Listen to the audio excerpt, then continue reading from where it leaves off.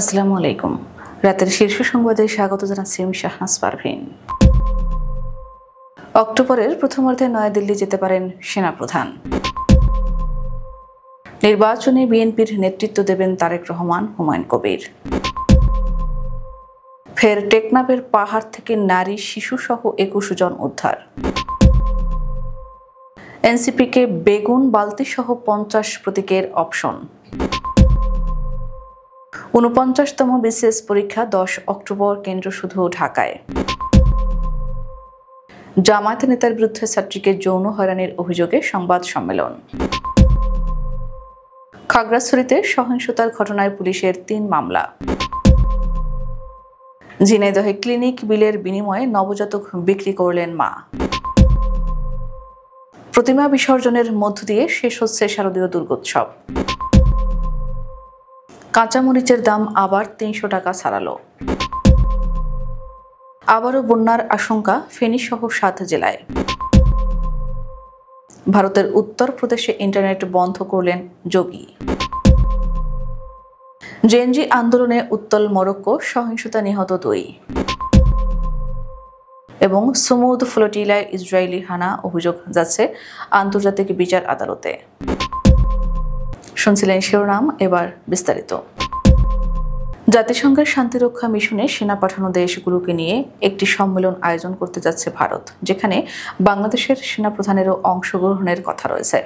রাজধানী নয়াদিল্লিতে ১৪ অক্টোবর ২ দিনের এই সম্মেলন শুরু হবে বলে জানিয়েছে ভারতীয় সংবাদ মাধ্যম স্টেটসম্যান বলছে, সম্মেলনে ৩০টির বেশি দেশের সামরিক বাহিনীর শীর্ষ নেতৃত্ব অংশগ্রহণ করবেন। এই সম্মেলনকে একটি অনন্য প্ল্যাটফর্ম হিসেবে মন্তব্য করেছেন ভারতীয় সেনাবাহিনীর উপপ্রধান লেফটেন্যান্ট জেনারেল রাকেশ কাপুর।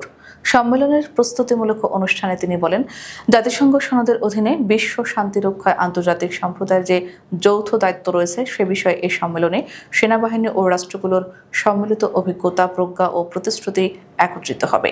এ বিষয়ে বাংলাদেশের আন্তঃবাহিনী জনসংযোগ পরিদপ্তর ISPR একটি গণমাধ্যমকে বলেছে, সেনাপ্রধানের সফরের কোনো সূচি হলে জানিয়ে দেওয়া হবে। ফেব্রুয়ারিতে অনুষ্ঠিতব্য ত্রয়োদশ জাতীয় সংসদের যে নির্বাচন হতে যাচ্ছে সেখানে বিএনপির নেতৃত্ব দেবেন দলের ভারপ্রাপ্ত চেয়ারম্যান তারেক রহমান।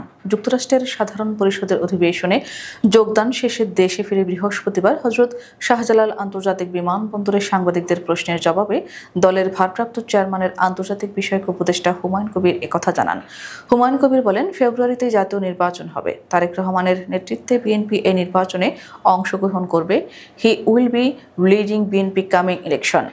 কবে তারেক রহমান দেশে ফিরবেন এরকম প্রশ্নের জবাবে তিনি বলেন, যেহেতু তিনি দলের নেতৃত্ব দেবেন সেজন্য ওনার দেশে আসাটা তো স্বাভাবিক, উনি আসবেন। ডেট যখন ফিক্সড হবে তখন আপনারা জানতে পারবেন। শিশুসহ ২১ জনকে জীবিত উদ্ধার করেছে কোস্টগার্ড ও নৌবাহিনী। বৃহস্পতিবার ২ অক্টোবর সকালে কোস্টগার্ডের মিডিয়া উইং গণমাধ্যমকে এ তথ্য নিশ্চিত করেন।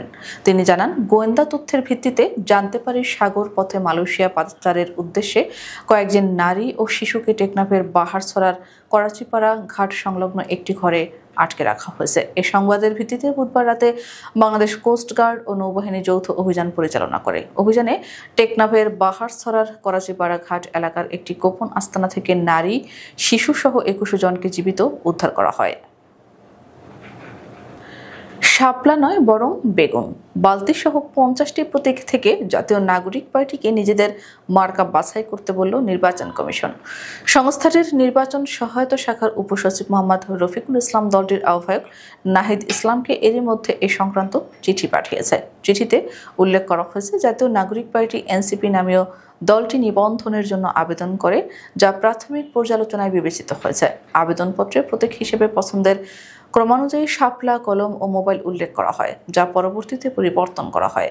উল্লেখ্য যে নির্বাচন পরিচালনা বিধিমালা ২০০৮-এর বিধি এর ১ মোতাবেক প্রার্থীর প্রতীক শাপলা অন্তর্ভুক্ত নেই।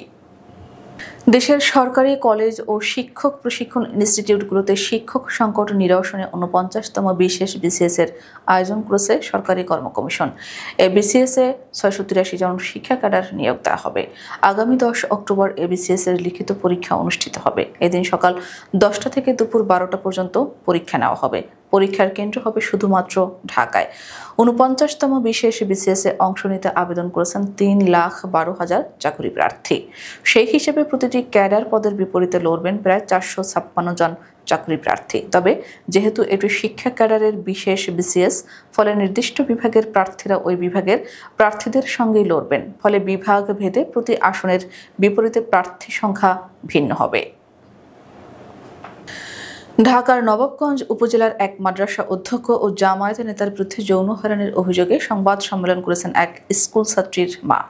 বৃহস্পতিবার দুপুরে উপজেলা স্বাস্থ্য কমপ্লেক্সে এই সংবাদ সম্মেলন আয়োজন করা হয়। ৭ম শ্রেণীর ওই ছাত্রী বর্তমানে হাসপাতালে চিকিৎসাধীন। লজ্জা, ভয় ও আতঙ্কে সে অসুস্থ হয়ে পড়েছে বলে দাবি পরিবারের। অভিযুক্ত ব্যক্তির নাম মোহাম্মদ আলী। তিনি বাগমারা আইডিয়াল মাদ্রাসার অধ্যক্ষ ও নবাবগঞ্জ উপজেলা জামায়াতের সেক্রেটারি।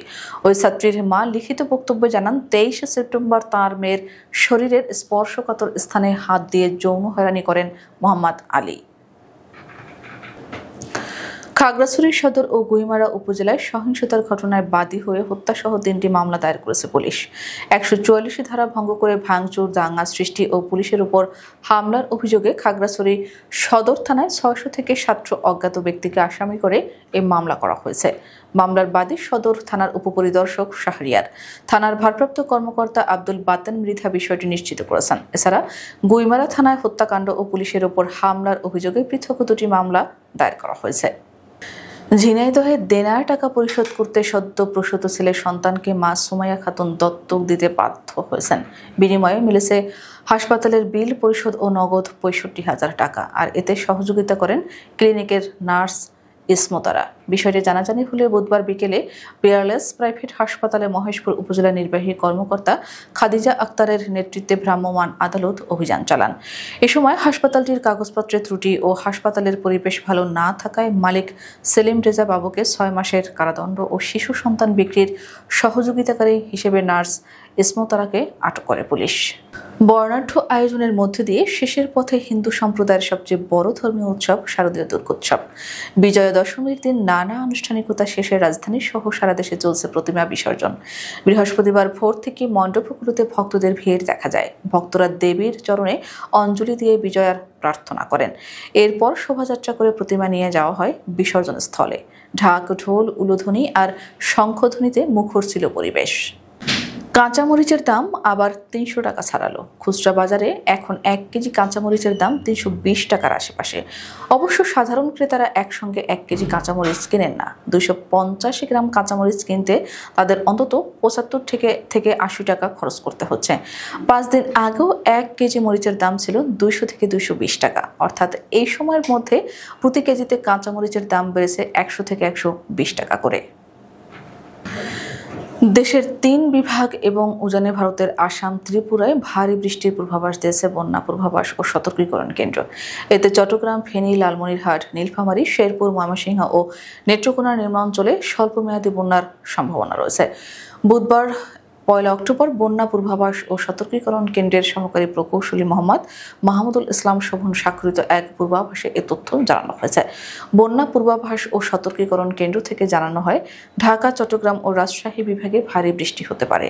পশ্চিম মধ্য বঙ্গোপসাগরে সৃষ্ট সুস্পষ্ট লঘুচাপ আগামী ২৪ ঘন্টায় নিম্নচাপে পরিণত হয়ে ৪৮ ঘন্টার মধ্যে দক্ষিণ উড়িষ্যা, উত্তর অন্ধ্রপ্রদেশ উপকূল অতিক্রম করতে পারে। উত্তরপ্রদেশের মুখ্যমন্ত্রী ও ভারতের কট্টর হিন্দুত্ববাদী বিজেপি নেতা যোগী আদিত্যনাথের রাজ্যে ব্যাপক সাম্প্রদায়িক উত্তেজনা ছড়িয়ে পড়েছে। এই সহিংসতার জেরে রাজ্যে ইন্টারনেট পরিষেবা বন্ধ করে দেওয়া হয়েছে। উত্তেজনা যাতে না বাড়ে তাই এমন সিদ্ধান্ত নেওয়া হয়েছে বলে জানিয়েছে স্থানীয় প্রশাসন। ভারতীয় সংবাদ মাধ্যম এনডিটিভির প্রতিবেদনে বলা হয়েছে, বৃহস্পতিবার বেলা ৩টা থেকে আগামী ৪৮ ঘন্টা ইন্টারনেট পরিষেবা বন্ধ থাকবে। মরক্কোতে টানা ৫ রাত ধরে চলছে সরকার বিরোধী বিক্ষোভ। বুধবার দক্ষিণাঞ্চলের একটি শহরে বিক্ষোভকারীদের উপর পুলিশের গুলিতে ২ জন নিহত হয়েছেন। রাজধানী রাবাত থেকে প্রায় ৫০০ কিলোমিটার দূরের লেকলিয়া শহরে এই ঘটনা ঘটে। সরকারি বার্তা সংস্থা এমএপি স্থানীয় কর্তৃপক্ষের বরাত দিয়ে জানায়, নিহত দুজনকে দাঙ্গাকারী বলা হয়েছে এবং পুলিশ নাকি আত্মরক্ষার্থে গুলি চালায়। তাদের অভিযোগ, বিক্ষোভকারীরা পুলিশের অস্ত্র ছিনিয়ে নেওয়ার চেষ্টা করেছিল, তবে প্রত্যক্ষদর্শীরা এ তথ্য নিশ্চিত করতে পারেননি। গাজা অভিমুখে ত্রাণ নিয়ে যাত্রা করা গ্লোবাল সমুদ ফ্লোটিলার বহরে ইসরায়েলি বাহিনীর লঙ্ঘনের অভিযোগগুলো জাতিসংঘের আন্তর্জাতিক বিচার আদালতে পাঠানো হবে। ত্রাণ বহরের সঙ্গে থাকা আইনজীবীদের বরাতে ভূমধ্য সাগরে অবস্থিত একটি জাহাজে থাকা আল জাজিরার হাসান মাসুদ বৃহস্পতিবার এ তথ্য জানিয়েছেন। তিনি জানান, নৌবহরে থাকা আইনজীবীরা ইসরায়েলের আন্তর্জাতিক মানবিক ও সামুদ্রিক আইন লঙ্ঘনের ঘটনা নথিভুক্ত করছেন। ইসরায়েলি লঙ্ঘনের অভিযোগগুলো আইসিজিতে পাঠানো হবে। হাসান মাসুদ বলেন, আমরা সমস্ত ক্যামেরা পর্যবেক্ষণ করছি। আমরা নিশ্চিত করতে পারি বেশ কয়েকটি নৌকা এখনও গাজায় পৌঁছানোর চেষ্টা করছে। এমনকি যদি কেবল একটি নৌকা গাজায় পৌঁছায়, তবুও এটি অবরোধ ভাঙার লক্ষ্য অর্জন করবে। আমাদের আগামীকাল দুপুরের শীর্ষ সংবাদ দেখার আমন্ত্রণ জানিয়ে এখনকার মতো বিদায় নিচ্ছি। দর্শক, ভিডিওটি শেষ পর্যন্ত দেখার জন্য আপনাকে অসংখ্য ধন্যবাদ। নিত্য নতুন সংবাদ পেতে আমাদের ইউটিউব চ্যানেলটি সাবস্ক্রাইব করুন ও নিয়মিত নোটিফিকেশন পেতে বেল বাটনটি ক্লিক করুন এবং আমাদের ফেসবুক পেজটিতে লাইক করুন। এছাড়া আমাদের ভিডিওতে লাইক দিয়ে শেয়ার করুন। আল্লাহ হাফেজ।